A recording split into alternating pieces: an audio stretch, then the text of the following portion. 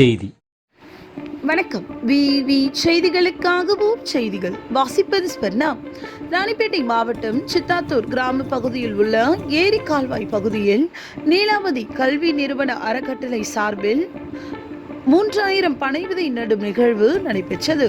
இந்த நிகழ்ச்சியில் மாணவ மாணவிகள் மற்றும் நீலாவதி கல்வி நிறுவனத்தின் அறக்கட்டளை நிறுவனர் ஞானவேல் தலைமையில் நிர்வாகிகள் மற்றும் ஆசிரியர்கள் பங்கேற்று ஏரி உபரிநீர் கால்வாய் கரைகளை பலப்படுத்தும் விதமாகவும் இயற்கை வளங்களை பாதுகாக்கும் வகையிலும் மேலும் பனைமரத்தின் பயன்களான பனை வெல்லம், பதநீர், நுங்கு, பனங்கள், மண்ணரிப்பு தடுத்தல் போன்ற பல்வேறு சிறப்பு வாய்ந்த பனை மரங்களை பாதுகாக்க வேண்டும் என வலியுறுத்தும் வகையில் 3000க்கும் மேற்பட்ட பனை விதைகளை நடவு செய்தனர். நீலாவதி கல்வி நிறுவனத்தின் அறக்கட்டளையின் சார்பில் பனை விதைகள் நடப்பட்ட நிகழ்வினை பல தரப்பினர் பாராட்டி வருகின்றனர்.